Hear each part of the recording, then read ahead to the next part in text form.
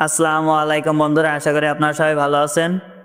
2 বছরের বেশি সময় পেরিয়ে গেছে রাশিয়া ইউক্রেনের যুদ্ধ শুরু হওয়ার পর। হাজার হাজার মৃত্যু, শহর ধ্বংস, অর্থনৈতিক বিপর্যস্ত, কিন্তু এখনও যুদ্ধ থামেনি। ইউক্রেনের পুরো ভূখণ্ড রাশিয়া অন্তর্ভুক্ত করতে চান রাশিয়ার president Vladimir Putin. Saint Petersburg অর্থনৈতিক ফোরামে পুতিন এমন মন্তব্য করেন। পুতিন আরও বলেন, রুশ ও ইউক্রেনীয় জনগণ একই জাতি। এই দৃষ্টিকোণ থেকে পুরো ইউক্রেন আমাদের। যেখানে রুশ সেনারা পা রাখে তা আমাদের। পুতিনের এমন মন্তব্যের জবাবে ইউক্রেনীয় পররাষ্ট্রমন্ত্রী আন্দ্রি সিবিহা বলেন, যেখানে রুশ সেনা যায় সেখানে তারা নিয়ে আসে মৃত্যু, ধ্বংস আর ভয়াবহ দৃশ্য। ইউক্রেনীয় প্রেসিডেন্ট ভলোদিমির জেলেনস্কি বলেন, পুতিন এবার সম্পূর্ণ খোলামেলাভাবে বলেন তিনি শুধু ইউক্রেন নয়, বেলারুশ, বাল্টিক রাষ্ট্র, মলদোভা, ককেশাস এবং কাজাকিস্তানের দিকেও নজর দিয়েছেন।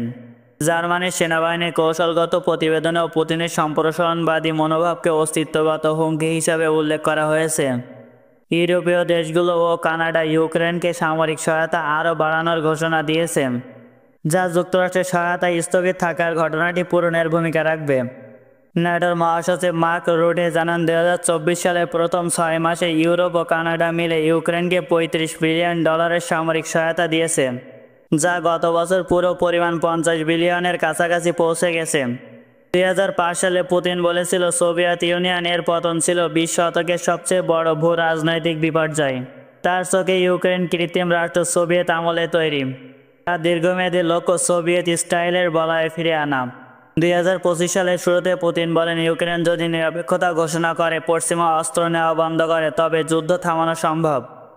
আসলে এটাকে বলা হয়েছে এক প্রকার আত্মসমর্পণের প্রস্তাব। জেলেনস্কি তা নাকচ করে বলেন, আমরা শেষ সৈন্য থাকা পর্যন্ত লড়ব। পুতিন জানেন, যুদ্ধ দীর্ঘায়িত হলে পশ্চিমের আগ্রহ কমবে। ইউক্রেন দুর্বল হলে সে নিজে থেকে সমঝোতায় আসতে বাধ্য হবে। এটাই পুতিনের পরিকল্পনা। পুতিন ইউক্রেনকে আত্মসমর্পণ চাইলেও ইউক্রেন তা মানবে না, অন্তত এখন নয়। কিন্তু যুদ্ধের পেছনে শুধু ট্যাঙ্ক আর রাইফেল নেই, রয়েছে অর্থনৈতিক, রাজনৈতিক আর বিশ্বশক্তির দ্বন্দ্ব। ভবিষ্যৎ বলবে কে জিতবে, পুতিনের স্বপ্ন নাকি ইউক্রেনের স্বাধীনতা। এ নিয়ে আপনাদের গুরুত্বপূর্ণ মতামত জানাবেন। আজকের মতন বিদায়, নতুন কোনো ভিডিও নিয়ে ফিরে আসবো। আল্লাহ হাফেজ।